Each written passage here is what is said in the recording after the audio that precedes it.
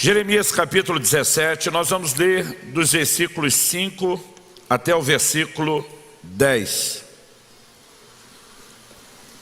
Eu vou ler na Nova Almeida atualizada, mas me acompanhe qualquer que for a versão que você tiver acesso.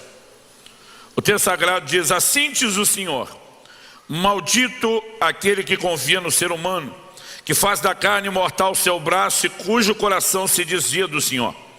Porque ele será como um arbusto solitário no deserto, e não verá quando vier o bem.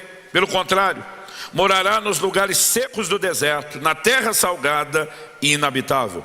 Bendito aquele que confia no Senhor, e cuja esperança é o Senhor. Porque ele é como a árvore plantada junto às águas, que estende as suas raízes para o ribeiro e não receia quando vem o calor, porque as suas folhas permanecem verdes, e no ano da seca não se perturba, nem deixa de dar fruto. Enganoso é o coração, mais do que todas as coisas, e desesperadamente corrupto. Quem poderá entendê-lo? Eu, Senhor, sondo o coração. Eu provo os pensamentos, para dar a cada um segundo os seus caminhos, segundo o fruto das suas ações. Amém. Meu Deus, suplicamos graça, favor, liderança do Senhor por meio do Teu Espírito Santo, para que a Tua palavra alcance não apenas a mente, a razão, mas que ela alcance o coração. Que ela venha carregada de entendimento espiritual, que ela produza a resposta devida, que ela, ó Deus, possa de fato cumprir o propósito que o Senhor tem predeterminado para esse tempo. E desde já nós te damos glória, honra e louvor, pela certeza daquilo que o Senhor fará, em nome de Jesus. Amém. Bom, o tema da minha mensagem hoje é uma pergunta: como saber se confiamos em Deus? Mas também é uma instrução, é uma orientação, é uma declaração que vem sem o ponto de interrogação. Como saber se confiamos em Deus? Eu quero que você possa avaliar esse texto do profeta Jeremias junto comigo. Ele fala de dois tipos de pessoas e daqui a pouco nós vamos falar delas em contraste um com o outro. Um é aquele homem que é chamado de maldito. Maldito o homem que confia no homem. Mas depois temos outro, de quem a Bíblia diz: bendito aquele que confia no Senhor. No entanto, depois de falar a respeito desses dois tipos de pessoas, nós lemos já no final, no verso 9: enganoso é o coração, mais do que todas as coisas, e desesperadamente corrupto. Quem poderá entendê-lo? É depois dessa afirmação de que o coração é enganoso, de que ele é corrupto, de que há dificuldade de entendê-lo, que Deus afirma: eu, Senhor, sondo o coração. Em outras palavras, ele está dizendo: você tem dificuldade de fazer uma leitura do seu coração, porque ele tem a capacidade de te enganar. Mas Deus está dizendo: o seu coração não me engana. E eu sondo o seu coração, e eu sei exatamente o que é que está dentro de você, mesmo que você tenha dificuldade de saber. Então a declaração de Deus vem como um complemento, não só contraste. Aí ele diz: eu provo os pensamentos. Por que é que Deus sonda o coração e prova os pensamentos? E diz: eu quero tirar para o lado de fora o que eu enxergo do lado de dentro, para que você veja pelo lado de fora aquilo que você não consegue ver pelo lado de dentro. E diz: eu sondo o coração, eu provo os pensamentos, para dar a cada um segundo os seus caminhos, segundo o fruto das suas ações. De acordo com essa declaração de Deus, a dificuldade que nós temos de ver o coração, e ele não tem, ele dará um meio seguro de sinalizar. Como? Retribuindo o que ele enxerga dentro de nós, mesmo que nós não enxergamos, do lado de fora, nas circunstâncias. E há toda uma lógica e uma coerência por trás disso, e eu gostaria que você pudesse acompanhar comigo. Porque a Bíblia fala de um homem que confia no Senhor e por isso é chamado de bendito, a bênção o acompanha. Mas a Bíblia fala de um homem que confia no homem, mas aparta seu coração do Senhor, não confia em Deus. Em vez da bênção o acompanhar, a maldição o acompanha. Talvez eu e você não consigamos olhar para dentro do coração e decidir sozinho se confiamos em Deus ou não. Mas se Deus retribui a confiança ou a falta dela, aquele que enxerga o que está dentro de nós está tentando sinalizar. Ao meu entender, essa sinalização não é mera retribuição, quase como que no sentido de não há mais nada a ser feito. Mas essa sinalização, se mostrar que estamos no caminho errado, ela nos permite consertá-lo. Ela nos permite ajustá-lo. Então não é uma mera retribuição, falando daquele que confia no homem, portanto é maldito, como se Deus apenas estivesse fazendo pirraça, dizendo agora eu vou perseguir você e você vai se ver comigo por não ter confiado. Mas essa sinalização permite, se eu e você checamos que estamos ali na lista dos que confiam, garantir que a gente não se aparte desse caminho. Mas se conferimos que estamos na lista daquele que é acompanhado pela maldição, isso nos permite consertar os nossos caminhos. O apóstolo Paulo diz em Romanos 1,17 que a justiça de Deus se revela no evangelho de fé em fé. Então ele cita Abacuque 2,4 quando diz: o justo viverá da sua fé. Toda a nossa caminhada por Deus é baseada em fé. E a Escritura o tempo todo nos exorta que nós não podemos abandonar a nossa confiança. Somos chamados a confiar em Deus, portanto não estamos falando de um assunto secundário ou periférico. Estamos abordando algo que toca o cerne do relacionamento com Deus, que é a confiança. Agora, é importante a gente perceber que há textos que sinalizam que bênção ou maldição podem vir pela presença ou ausência da obediência. Como Deuteronômio capítulo 30, a partir do verso 15, Deus diz: a vida e a morte, a bênção e a maldição eu coloco diante de você. Ele diz: se você me obedecer, bênção; se desobedecer, maldição. E Deus sinaliza: escolha direito, escolha bênção, escolha vida. Mas a confiança, assim como a obediência, também é um fator determinante para nós andarmos nesse lugar. Eu sei que tem gente que não gosta de ouvir o termo maldição. Outro dia um falou: pastor, esse termo me incomoda. Eu falei: o problema é seu, resolva, o seu problema e lide com isso. Eu falei: eu poderia escolher o termo juízo. Eu poderia, na perspectiva do povo de Deus, quando Deus fala de maldição, usar o termo correção, que é ainda mais suave do que juízo. Porque mesmo quando Deus aplica juízo, Ele está manifestando oportunidades de que a misericórdia seja abraçada antes de que um juízo final se estabeleça. Por exemplo, por meio do profeta Ageu, Deus diz no capítulo 2 e no verso 17: eu feri vocês. E no fim o desabafo de Deus é: mas não houve entre vocês quem se voltasse para mim. Em outras palavras, porque Deus os feriu, não porque queria vingança, mas porque queria conserto, queria recuperar, restaurar o coração do seu povo, o relacionamento deles. Quem está entendendo? Mesmo quando Paulo libera um nível de juízo assustador para nós, para aquele moral de 1 Coríntios capítulo 5, ele diz: seja entregue a Satanás para a destruição da carne. Ele termina dizendo: para que o espírito seja salvo no dia do Senhor. Portanto, a palavra maldição, embora assustadora para muitos de nós, ela está relacionada com o juízo, ela vem na perspectiva de correção, e ela ainda é, na grande maioria das vezes, uma oportunidade de conserto. Então, se te ajudar a não ter um bloqueio enquanto eu abordo o assunto, trocá-lo na sua cabeça quando me ouvir falar maldição, por correção, que você o faça. Mas eu não posso negar a presença dela na Escritura e na nova aliança, no tempo da graça. Em Hebreus, no capítulo 6, nos versículos 7 e 8, a Escritura diz: a terra que absorve a chuva, que frequentemente cai sobre ela, e produz erva útil para aquele que a cultiva, recebe bênção da parte de Deus. Mas se produz espinhos e abrolhos, perto está da maldição, e o seu fim é ser queimado. A Bíblia fala de bênção e maldição no Novo Testamento, no contexto de corresponder ou não com Deus. Outro dia alguém falou para mim: o autor de Hebreus está falando de terra. Falei: não, lê os versículos anteriores. Ele está falando de crente bom e crente ruim, crente que está de pé e crente que caiu, crente que corresponde com Deus e crente que não. Aí ele entra com a alegoria da terra. Como sabemos que é a alegoria? Ele diz: o seu fim é ser queimado, a terra não queima. Então que incinerador você acha que é isso que está em questão? Então, o contexto de bênção e maldição existe, e nós precisamos entender que a confiança ou não, ela será determinante. Então eu gostaria de fatiar em três partes, três fundamentos essa nossa breve reflexão. A primeira é reconhecer a diferença de atitude dos dois, do bendito e do maldito.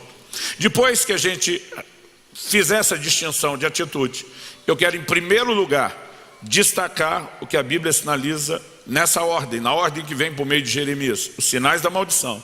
Depois disso, em segundo lugar, como segundo tipo de sinal, mas com um terceiro tópico, os sinais da bênção. Então vamos lá. Quando eu olho para esse texto e vejo a declaração: maldito o homem que confia no homem, que faz da carne mortal seu braço e cujo coração se desvia. Outra versão diz: se aparta do Senhor. Nós precisamos colocar os pingos nos is. Um dia eu estava corrigindo um líder, anos atrás, nosso, que demonstrava uma dificuldade enorme de confiança nas pessoas, na hierarquia de liderança, para cima, para baixo, nos seus iguais. E a gente foi abordar o assunto com ele. Ele replicou na hora: a Bíblia diz, maldito o homem confia no homem. Eu falei: você vai generalizar isso? Então eu vou colocar em prática. Não confio mais em você para nada, vou retirar de você tudo que lhe confiei. Ele arregala os olhos. Eu falei: agora não vale a sua aplicação do versículo. Na hora de a gente chamar a sua atenção, o versículo existia. Na hora de eu usar o mesmo argumento para você, não vale. E eu olhei para ele e falei: para com essa bobagem. Quando a Bíblia fala de confiar nos outros como algo errado, é a troca. Não está dizendo que nós não podemos desenvolver confiança nos relacionamentos, mas fala de alguém que confia nos outros a ponto de se apartar do Senhor. Então o grande problema não é a confiança que ele está exercendo no homem, é usar isso como uma forma de levá-lo a deixar de confiar em Deus. O grande problema é a desconfiança em Deus, não é a confiança no homem. Ou seja, é a confiança que leva a uma substituição, a uma não necessidade de confiança em Deus. Então, se nós pautarmos isso, fica mais fácil perceber que o assunto está todo relacionado com Deus.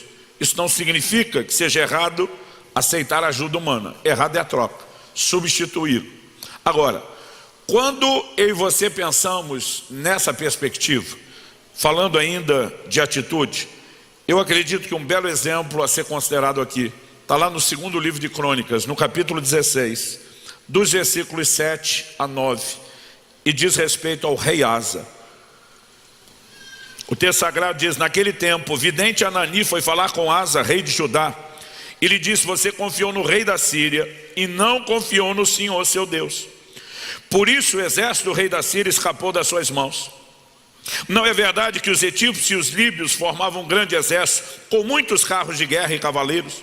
Mas porque você confiou no Senhor, está falando de algo que aconteceu antes, outrora, Ele os entregou nas suas mãos.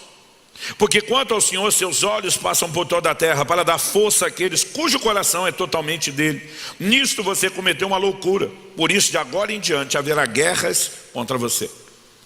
Antes desse relato, quando houve essa guerra contra os líbios, os etíopes, a Bíblia diz que o rei Asa confiou em Deus. E Deus operou um grande livramento. Porém, mais adiante, em vez de confiar no Senhor, ele preferiu fazer uma aliança com o rei da Síria e dizer: eu me garanto por aqui. E deixou Deus lá de fora. É nesse momento que a advertência vem: você confiou no rei da Síria e não no Senhor. O problema não é a confiança no homem, é a troca da confiança em Deus pela ajuda de outros a ponto de descartarmos o Senhor.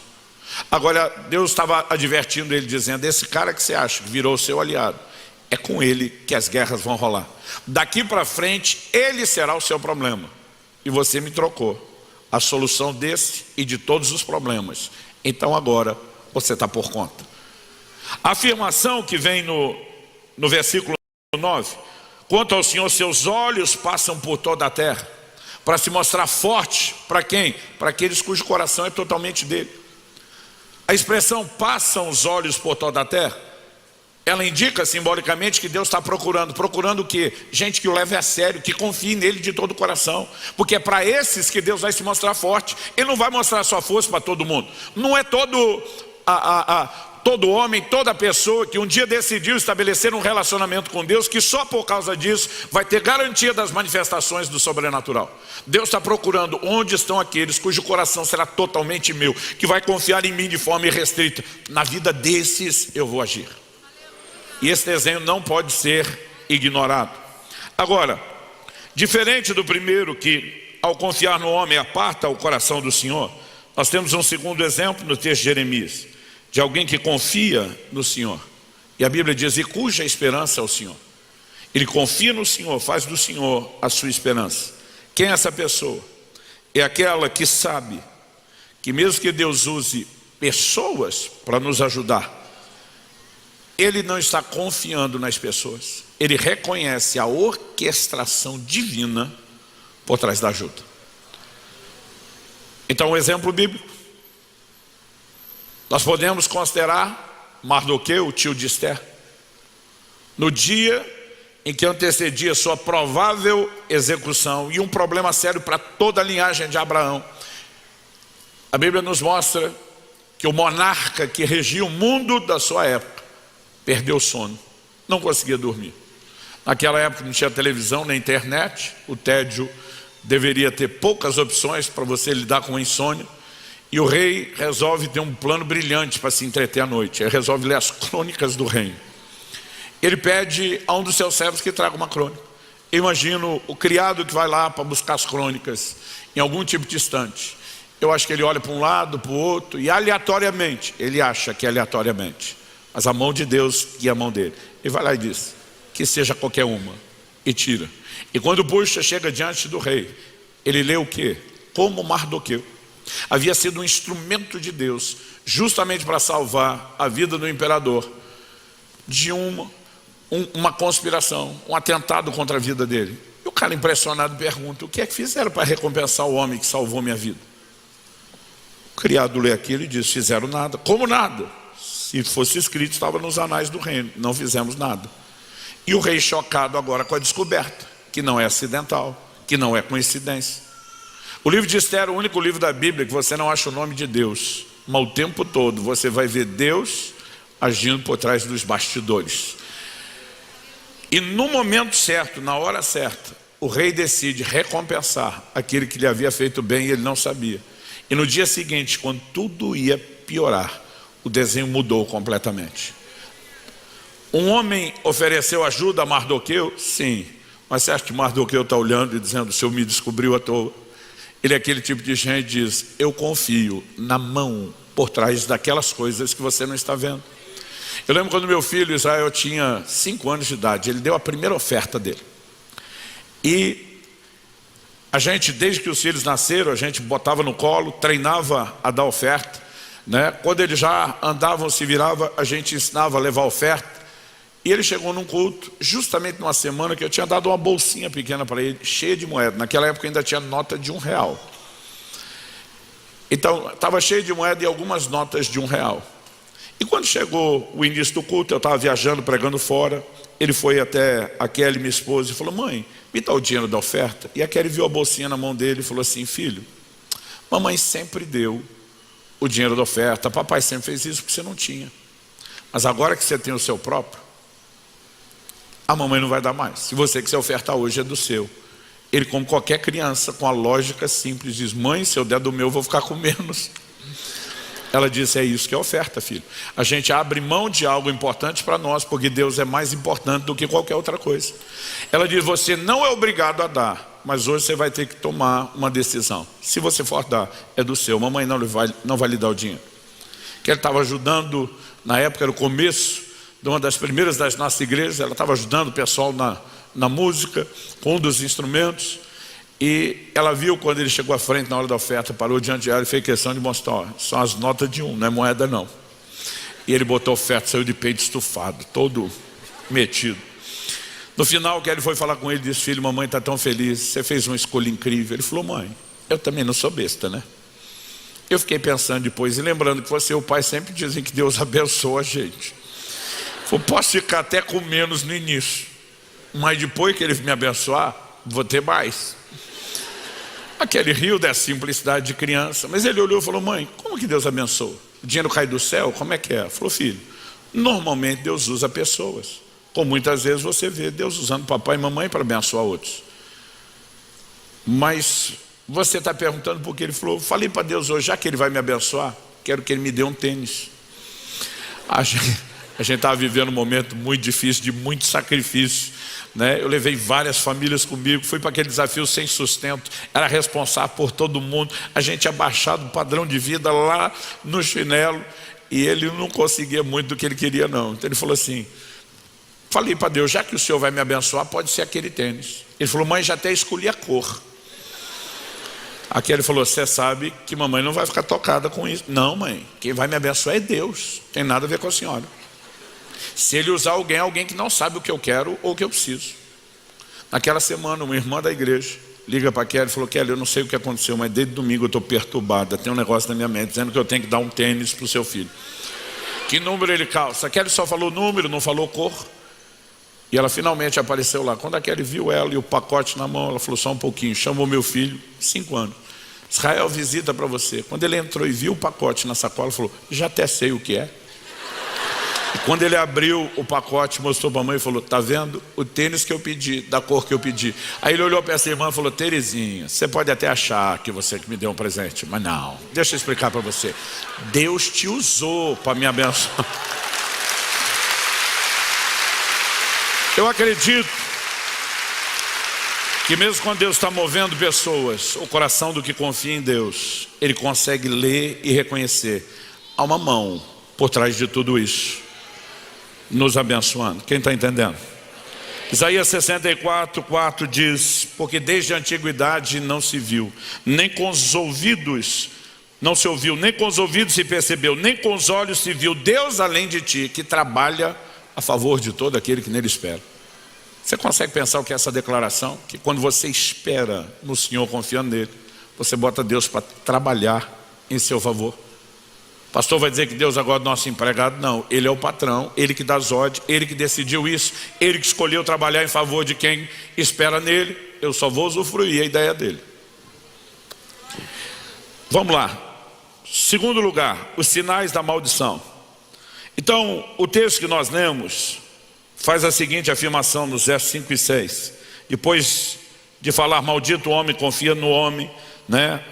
Desvia o seu coração do Senhor, o texto diz, ele será como um arbusto solitário no deserto.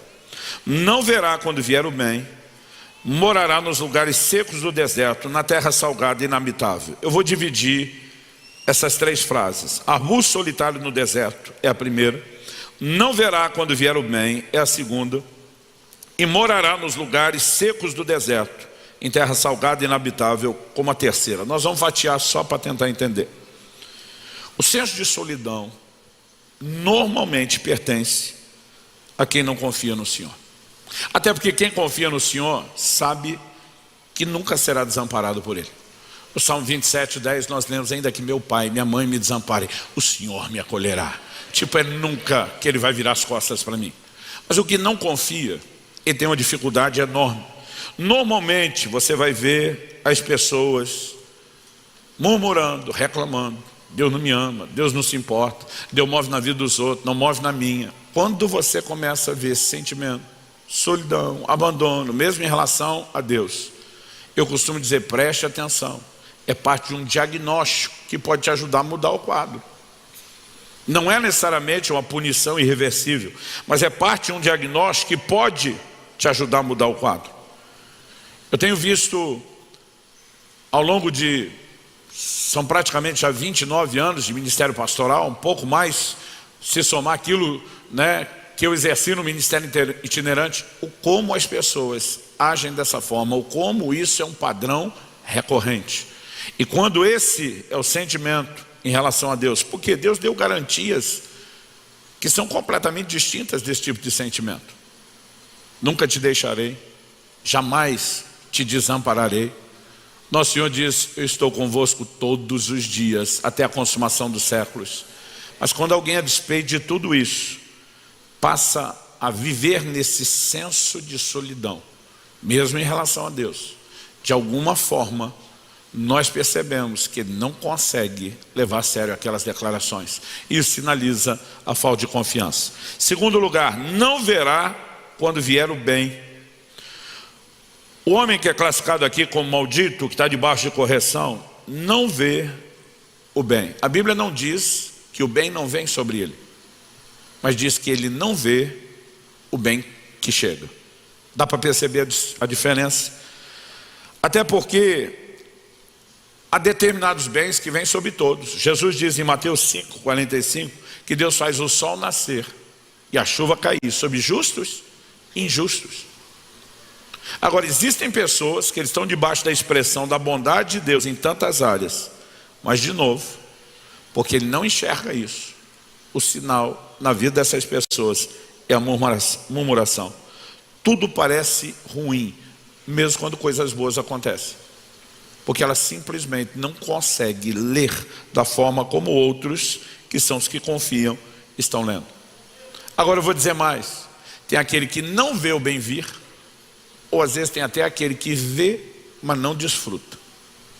Deixa eu te dar um exemplo bíblico, e nada disso está na Escritura à toa. Romanos 15:4 diz: tudo quanto foi escrito para nosso ensino foi escrito.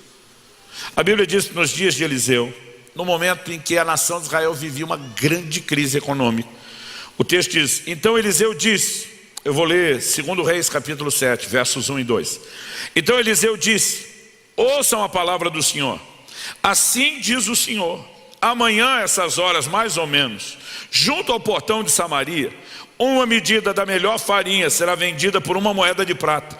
2 medidas de cevada serão vendidas por 1 moeda de prata. Porém o capitão em cujo braço o rei se apoiava respondeu ao homem de Deus: mesmo que o Senhor Deus fizesse janelas no céu, será que isso poderia acontecer?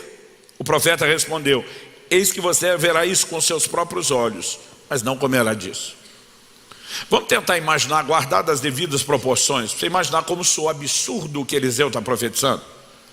Imagine alguém se levantando e dizendo: assim diz o Senhor, amanhã a essas horas o dólar baixou para R$1. Amanhã a essas horas, gasolina sendo vendida a R$1,50. Amanhã a essas horas, botijão de gás a R$20. Como vocês são do time que confia, já estão dando glória, mesmo que não seja profecia, né? Agora, aquele camarada falou: nem Deus rasgando o céu consegue fazer uma coisa dessa. Eliseu dá uma palavra profética de juízo, nós já vamos ver isso. Ele diz: você verá com seus olhos, mas não comerá. A partir do verso 16 até o 20 de 2 Reis 7, a Bíblia diz, deixa eu só explicar a parte que pulei. Alguns leprosos estavam do lado de fora, isolados da cidade. Estavam em tamanho desespero que foram pedir alimento no arraial, no acampamento inimigo que os sitiava. Quando chegaram lá, descobriram que não tinha mais ninguém. Todo mundo fugiu às pressas, abandonou tudo, comida, armaduras, armas, né? Eles simplesmente descobrem que tudo que aquele exército trouxe para um sítio que duraria muito tempo de provisão havia sido abandonado. Eles vão dar uma notícia na cidade. Verso 16 diz assim: então o povo saiu e saqueou o arraial dos sírios. E assim uma medida da melhor farinha era vendida por 1 moeda de prata, e 2 medidas de cevada por 1 moeda de prata, segundo a palavra do Senhor.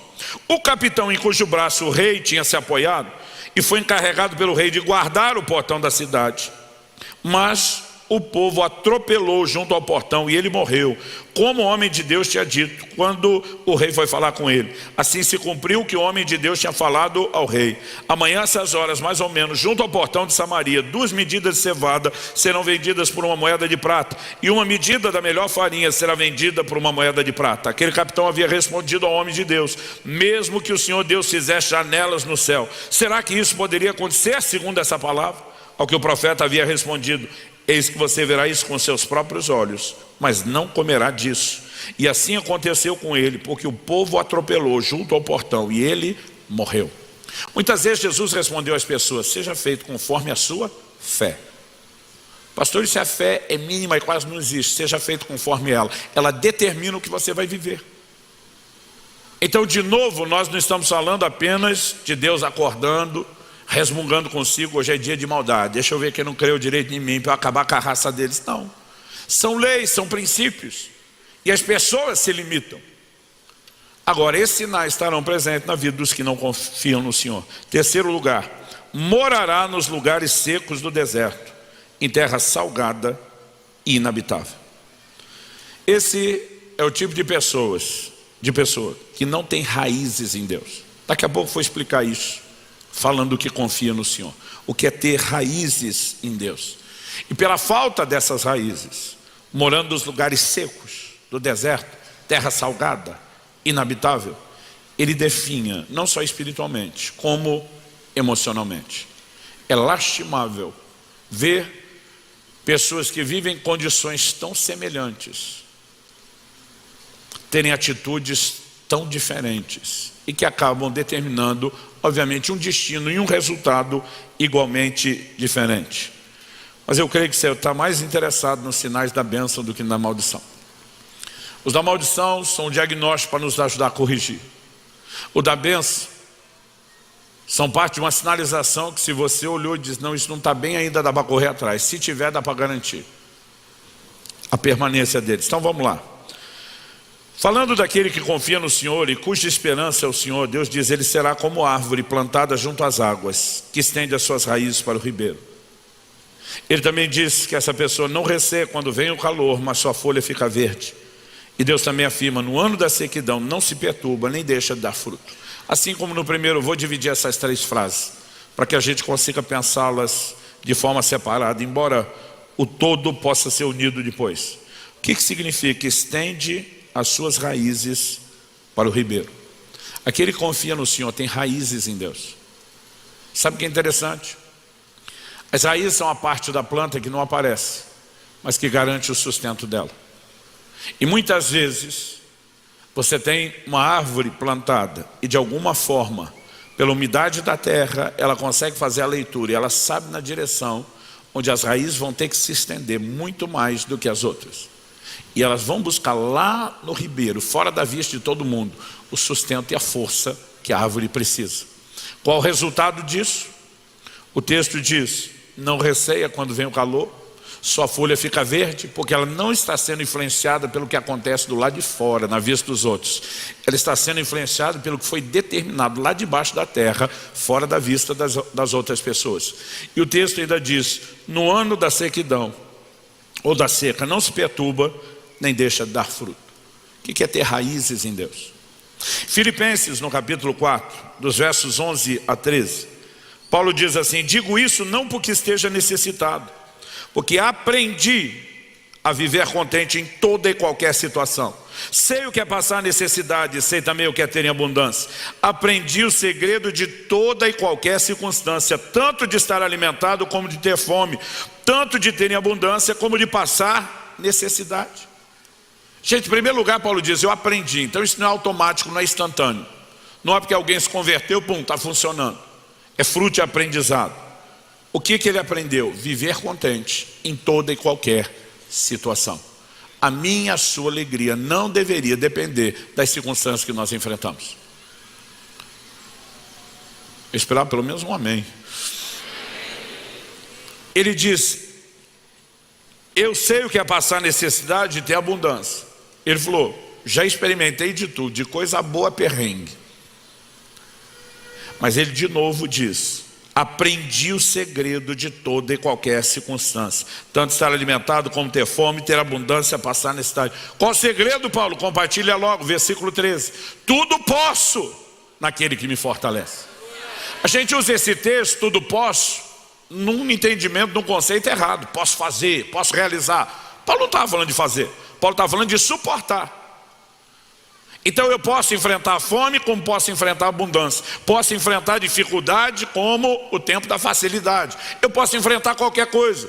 Porque Paulo está dizendo, o meu humor não será regido, não será guiado por aquilo que eu enfrento do lado de fora.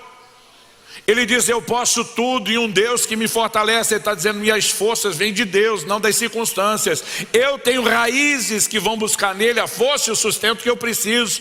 Então as circunstâncias não vão determinar nada.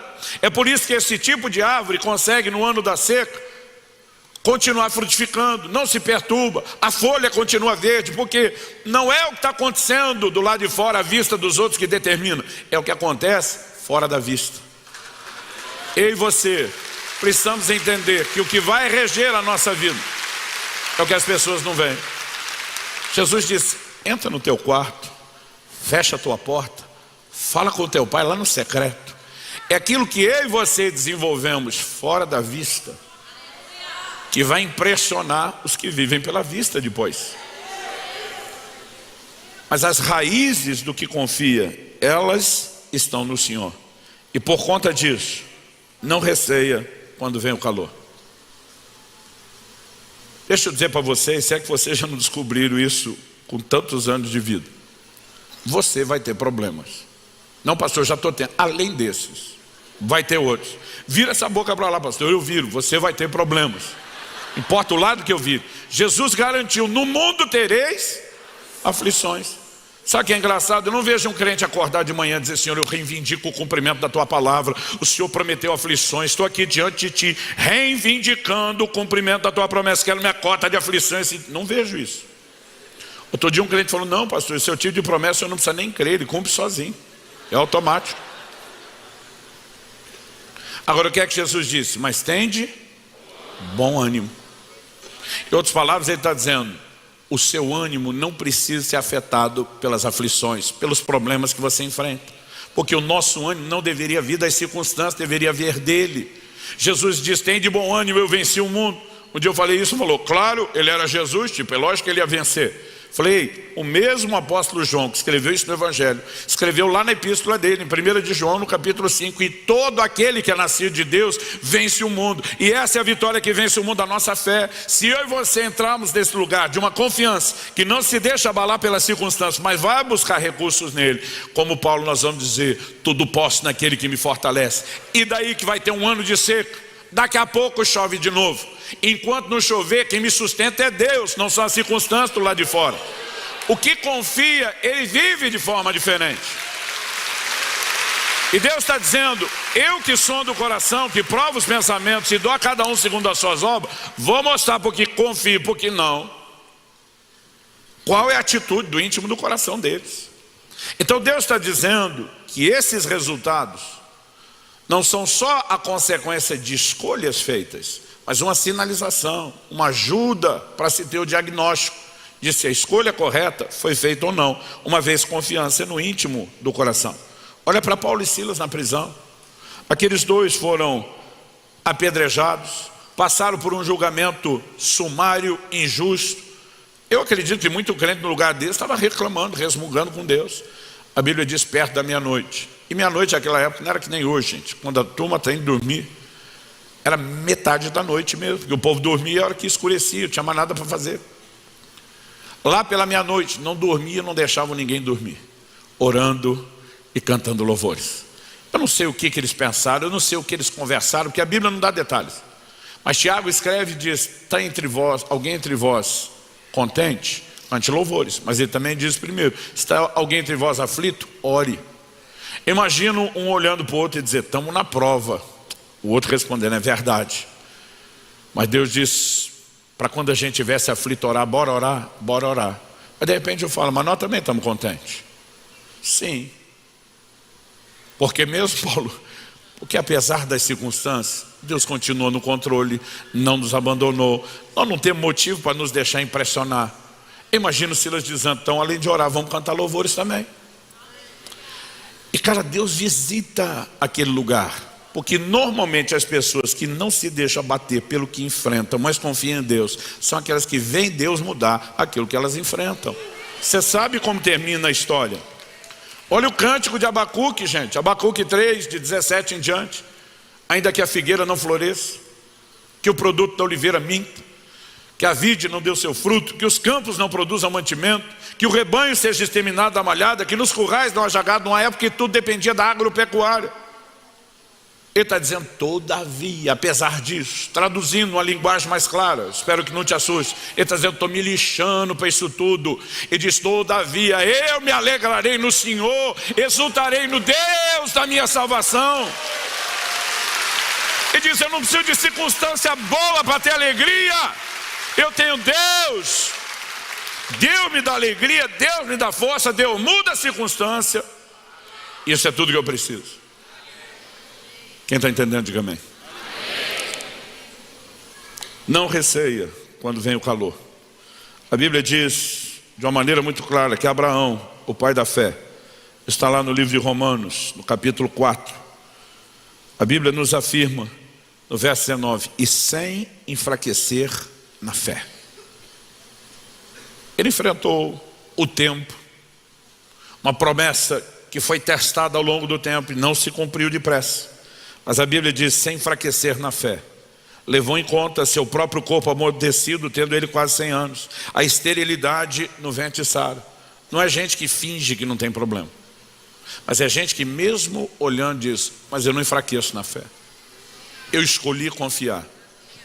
E o texto diz, não duvidou por incredulidade da promessa de Deus, mas pela fé se fortaleceu. Como? Dando glória a Deus.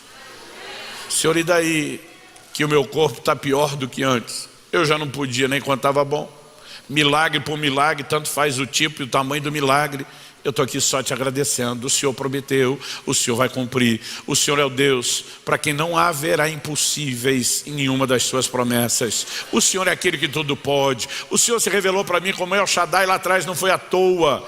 Eu agora escolho fortalecer minha fé, dando glória a Deus. E eu e você conhecemos o final da história. O texto diz que ele estava plenamente convicto de que Deus era poderoso para cumprir o que havia prometido. E experimentou isso. Enquanto outros, como aquela geração que sai do Egito e não entra na terra prometida. Hebreus 3,19 diz, vemos que não puderam entrar por causa da incredulidade. Terceiro e último lugar, no ano da seca, não se perturba, nem deixa de dar fruto. Gente, presta atenção, os problemas virão. Alguns deles não vêm só sobre você. A pandemia pegou o mundo inteiro. Ricos e pobres. Todas as camadas sociais. Algumas coisas virão sobre todos. A questão é como você constrói sua vida e como isso vai afetar você. Então eu quero que você pense comigo. Jesus diz em Mateus 7, eu vou ler de 24 a 27. Todo aquele, pois, que ouve essas minhas palavras e as pratica, será comparado a um homem prudente que construiu uma casa sobre a rocha. Caiu a chuva, transbordaram os rios, sopraram os ventos e bateram com força contra aquela casa. Você pode repetir essa frase comigo? Diga, caiu a chuva, transbordaram os rios, sopraram os ventos e bateram com força contra aquela casa. Guarde essas 4 frases que nós lemos. O texto diz assim, e ela não desabou, porque tinha sido construída sobre a rocha. Agora Jesus diz, todo aquele que ouve essas minhas palavras e não as pratica, será comparado a um homem insensato que construiu sua casa sobre a areia, sem fundamentos. Agora é o que Jesus diz. Parece que alguém foi lá, copiou e colou. Caiu a chuva, transbordaram os rios, sopraram os ventos e bateram com força contra aquela casa. E ela desabou, sendo grande a sua ruína. Qual a diferença entre a casa que fica de pé e a que desaba? Não é que um teve problema e o outro não. Os dois enfrentaram a mesma coisa. Caiu a chuva, transbordaram os rios, sopraram os ventos, bateram com força contra aquela casa. Aconteceu para os dois. A diferença é o que é que você construiu antes do problema chegar. Qual o nível de relacionamento que você tem com Deus. Qual o seu vínculo e compromisso com a palavra de Deus. Gente, Jó e sua esposa foram afligidos por males semelhantes. Um dia desse eu falei, passaram os mesmos problemas. Um pastor depois da minha equipe falou, desculpa, o senhor me ensina muito, mas hoje eu vou te corrigir. Jó passou algo que ela não passou. A enfermidade de raspar com o caco foi só ele. Eu falei, então agora daqui para frente vou arrumar. Vou dizer, passaram males semelhantes. A mulher olha para ele e diz, amaldiçoe seu Deus e morre. Jó tem que replicar para ela o que muito marido já quis falar para sua esposa. Você fala como uma louca. Ele tem que chamar a atenção dela. Por que ele precisou fazer isso? Porque era alguém que confiava. É alguém que vai dizer, eu sei que o meu Redentor vive. Ele vai se levantar sobre a terra. Sabe, as pessoas podem estar diante dos mesmos problemas, mas a atitude que elas têm determina um resultado diferente. Olha aqueles 12 espias. Quando voltam de espiar a terra, 10 desanimaram o coração do povo, levaram uma geração inteira. Ficou só Josué e Caleb de um lado, o resto de toda aquela geração do outro. Aquele povo dizendo, a terra é boa. Isso Deus não mentiu não, mas tem gigante, não vai rolar, não vai dar. Aqueles 2 dizendo, ausentou-se deles a sua segurança, o Senhor está conosco, nós não vamos temê-los, nós vamos comê-los com pão. O povo querendo apedrejá-los. A Bíblia diz que aquela geração inteira ficou fora, menos os 2. A Bíblia diz em Hebreus 3,19, ficaram fora por causa da incredulidade. Isso significa que os 2 entraram por quê? Por causa da confiança e da fé. Então vamos lá, gente, todo mundo tinha o mesmo problema, todo mundo tinha a mesma promessa, todo mundo tinha o mesmo Deus, mas tiveram destinos diferentes. Porque o que determina seu destino não é Deus, a promessa ou o problema, é a sua atitude. E nós precisamos aprender a escolher confiar em Deus. Quem está entendendo, diga amém. No ano da seca, não se perturba, nem deixa de dar fruto. Eu vejo gente que toda hora é uma desculpa. Não, passou um tempo atrás, a economia estava decolando e veio a crise. Antes disso era aquele outro problema. Agora foi a pandemia, daqui a pouco vai ser o outro. Mas eu tenho visto gente que tem passado pelas mesmas coisas. E além de não reclamar, ele tem vivido superações de ordem sobrenatural. Então a pergunta é, o que é que nós vamos escolher?